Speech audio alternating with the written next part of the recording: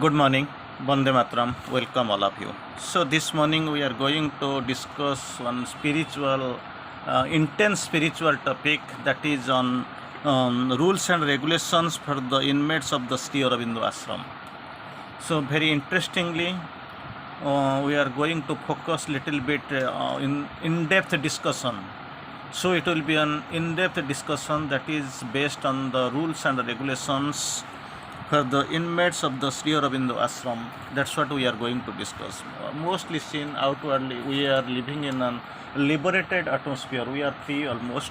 Still then, Sri Aurobindo quotes beautifully, the rules are laid down in order to guard against certain influences and their dangers and to keep right atmosphere in the ashram favorable to the spiritual development. For that, actually, this ashram, for the favorable for the spiritual developments of the ashramites, and to guard against certain influences and their dangers. So, and to create the right atmosphere, that has been some rules have been laid down. Again, the obedience is necessary so as to get away from one's own mind and vital to follow the truth. So, to get away from the own mind and vital and to follow the truth, some rules have been laid down, and it will create a spiritual atmosphere. Development will be spiritual development, and of course, it will guard against certain influences and their dangers. And this right atmosphere can be created. That is the version of Sri Aurobindo that has been quoted. Anyway, so far these rules and regulations are concerned, we know most of the times we keep changing the rules. Initially, the early rules 1927 to 29, and the following 1930 another set of rules we found, and third number one is of course 1933. Later on we see 1950 rules, four rules of 1953, and of course later we find the conditions from the for the admission up to the ashram 1965. Later we find the second part. Of course, it is based on the rules and regulations for 2003. Of course, in the varieties way, in many various ways, these rules keep changing.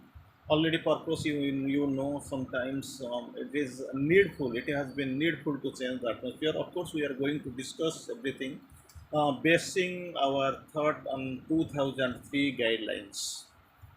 As here in the quotes initially, it is the rules and regulations not for the outward world, but actually this is meant for the inmates of the Sri Aurobindo Ashram.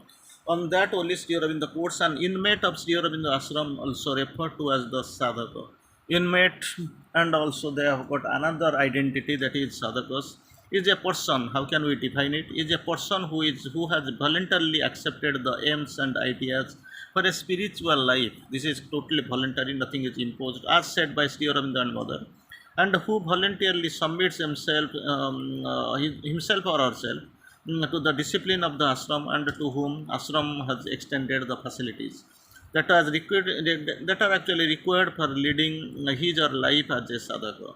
So this is the ashram. The main thing from this line we can focus upon: the inmate, otherwise known as inmates of the Sri Aurobindo Ashram, is otherwise known as the sadhakas. They have accepted voluntarily to accept the rules and regulations, ideals of the spiritual life. So they are known to be sadhakas or inmates of the ashram. Anyway, we are going to have a brief discussion on the rules and regulation, and that is also almost same, but a few keep changing by the process of time. What is really required, because time, circumstance, and favorability, everything changes continuously day by day. Sri Aurobindo's work is purely spiritual. Initial rule: Sri Aurobindo's work is purely spiritual. An inmate must abstain from all political connections or activities. No politics, power, politics, sex, wine, these are totally must be renounced. These are not accepted. Anyway, it is from one aspect, political connection or activities must be devoid. They are not at all, can't be intimated. Second, All sexual relations are absolutely prohibited. Number two. Number three, smoking and intake of the alcoholic drink and the non-medicinal, non-prescribed drugs are strictly prohibited. That's what normally seen in the outside world, but it is prohibited. An inmate must abide by rules of residence of his or her place of accommodation, because they have been provided place of accommodation there, they have to adjust, accommodate like this.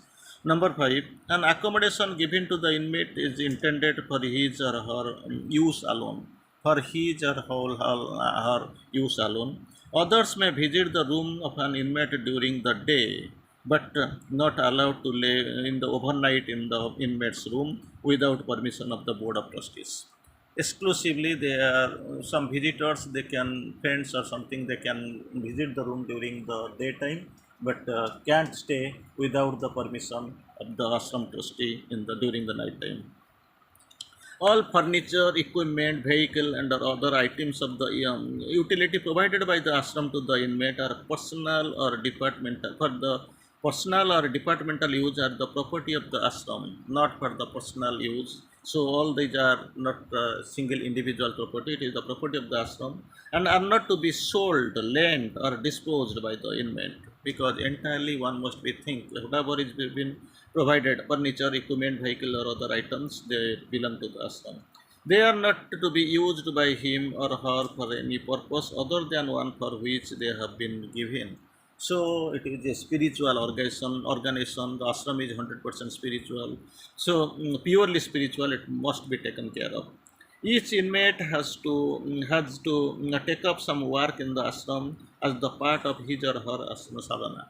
Work is the body's best prayer for the divine. Must take some work. We stress upon work to the maximum, as it has been, this work has been stressed and close, most focused in Gita, Bhagavad Gita. The minimum time devoted should be 6 hours a day. The nature and place of work, 6 hours per day minimum, and the exact duration will be decided by the board of trustees according to the individual cases and the needs the ashram.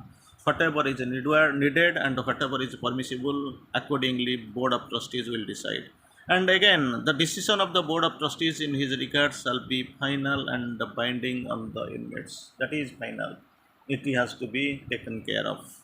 The inmate, again, number 8, an inmate must not involve himself or herself in any private or personal business or take up the employment outside the ashram once he is considered the permanent inmate of the ashram. Once he has accepted the life, naturally he has to be abided by.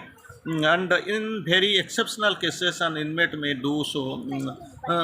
So the prior express permission of the board of trustees, can't do personal experience, business, personal appointment outside the ashram without the permission of the trustee. The decision of the board of trustees shall be the final and binding on the inmate. Some rules have been already, Sri Aurobindo has quoted and given the message to create the spiritual atmosphere, to help the sadhakas, to help the process of sadhana. Some rules have been formulated that has to be taken, and it is not the based on the mental and vital findings. Number 9, if an inmate engages in personal transaction agreements, financial commitments, or legal proceedings of any nature, the ashram will not be responsible for any liability arising out of them. He is personally responsible for that. The ashram will not be responsible for any personal liability or obligation of an inmate not arising out of or any directly or indirectly connect with the work assigned to him or her by the ashram. So ashram is very clear on his side. So it is a spiritual engagement, and everything must be spiritually done. Again, the inmate must not have the use the ashram name except the indicate his or her address and ashram's symbol or logo for any purpose other than explicitly assigned to him or her by the ashram. So this ashram logo and the name, it must not be misutilized. Again, the inmate should not directly write to or connect any government agency or department or press, newspaper, journalism, or television. No external activities and the relation with these media people. in any matter connected with the ashram except with the specific and the express consent of the board of trustees. If they allow the consent, that is different matter. Otherwise, not to be influenced, not to be interacted, or not to be, of course, informed. These media persons must not be.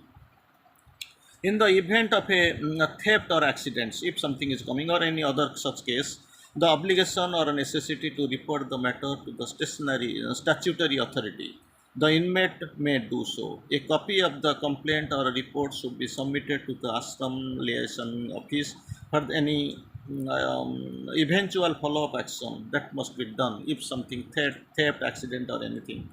The inmate can always approach the liaison officer for help and guidance in such matters. That is what the primary requirement. An inmate should not conduct himself or herself in manner prejudicial to the interest or image of the Sri Aurobindo Ashram, or affecting its smooth and proper functioning. That must be, because everything is spiritual, purely spiritual. Nothing must hamper or hidden or, of course, resist the interest of the ashram. The decision of the board of trustees is to whether an inmate has conducted himself or herself in a manner prejudicial to the interest of the ashram shall be final and binding on the inmate.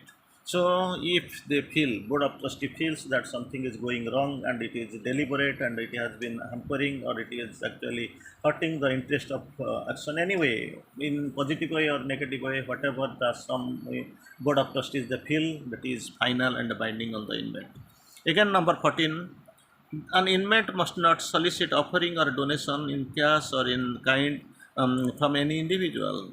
They are, because you are there, sadhakas are there for the spiritual, to increase their spiritual efficiency, not to solicit any offering or donations, because they have come, they are dedicated everything, left their house and material life, so must be their advice to must lead the spiritual life. So individual, corporation, or institution, they will in the capacity, unless expressly authorized by the board of trustees, so they will never accept anything from outside source. Number 15, an inmate should not go out of the ashram for any length of time for the reason whatsoever may, without express consent of the board of trustees and without informing prosperity. So they must know before leaving the ashram, going outside for any length of time, they must have obtained the permission of the ashram. An international problem of the ashram or conflicts or differences in opinion among the inmates should be sorted out within the community. Must be sorted out. It must not, the thing must not cross the barrier and cross the ashram premises. If an inmate has a grievance with respect to other inmate, if some problems is having some grievance, some problem occurring, or a complaint of any nature, the grievance or complaint should be expressed either to the person in charge of the department or residents or internal advisory committee constituted for the purpose. So everything must be sorted out within the ashram surroundings, ashram premises, and ashram rules and regulations. It must not be allowed to go outside. Under no circumstances should an inmate bring outside agency for intervention in the matter. Most of the time it is strictly followed, must be strictly followed, and obligation must be there. Under no circumstances outside agency must not be allowed to intervene for the internal intervention of the ashram matter. After due discussion, if necessary, the board of trustee may be approached for appropriate action. If the departmental chief or any the liaising officer or whosoever is unable to take the final decision, then board of trustees may be approached. But under the decision of the board of trustees in this regard shall be the final and binding. Every time we know situation changes, objective changes, sometimes we find more legal obligations, so many ways, because things are increasing fast. Whenever there was nothing, people were leading simply one ashramite sadhav like, very much limited, very much confined. Then the situation was different. Now everything has been changed, widened. Of course, it is more than 100 years of ashram. So things are coming, and where there is divinity, there is stupidity. This must be taken care. Number 17. The final decision in all administrative matters rests in the Board of Trustees of Sri Aurobindo Ashram Trust. Everything, all administrative matters. So, Board of Trustees is the final authority to take decision. This includes all matters arising from or relating to these rules or the breach of any relating to these rules, or any breach or breach of the general discipline and the guiding principles of the ashram or other misconducts. So these are the greater things. The board of trustees may take any action if it thinks appropriate in this regard. They have got the authority, they can take the decision, and including, if required, the withdrawal of the accommodation and their facilities extended to the inmate. They have got the authority. They, if they feel something is going on. Anyway, sometimes also we find that is a human error is there. When the mother was there, her guidance was there in physical level, physical state, that was a different issue. Now itself, if things keep changing in a very vigorous way, we know. So if there is any the board of trustees, even they are human being, they have been there keeping guidance. Sometimes they are also, we don't know if nothing reason to be said about the ashram. Better to keep silent, because we must know that the silence is the truthfulness, faithfulness in the divine word. Still, then human error, it happens. It is bound to happen, we can say, but sometimes it some errors are visible to the naked eye. But anyway, this board of trustees, as per the rules of the steer in the ashram for the inmates, it is binding. We have to take care. They may also can hijack the whatever the possibility that they can withdraw it. Whatever the withdrawal of the accommodation and the facilities extended to the ashram, they can take back if they feel it is necessary. And the decision of the board of trustees shall be final and binding on the inmate. So naturally, there must not be any, there must be obligation, there must not be any complaint later on. It is very clear. Again, it is very much thing. Finally, we have to see the rules of ashram in this form are effective from August 2003. I am saying, I am quoting up to 2003. Later also, already 18 years almost gone. Many rules have been changed, so we are focusing on this one. And this is issued by the present board of trustees through authority delegated to the clause 2 of the trust deed, Sri Aurobindo Ashram Trust, dated October 7th, 1955. That was been it was done. So accordingly, we are moving forward, and this was the ideology, and with this ideology, of course, we are moving, because this is a spiritual organization. The purpose is very simple for the sadhakas, and to elevate and, of course, escalate the sadhana principle. So they have come here for the ashram, for the sadhana. So there some work must be done. They must found themselves confined to the spiritual purpose, spiritual life, and the spiritual order of the entirely. So there must be some rules and regulation. And of course, this is not, you can say this is rules and regulation, but after mother physical withdrawal of the mother and the master, something was real needful, and there is no other go. And of course, we are also going by that rules and regulation. Anyway, rules and regulation, it is a mental thing.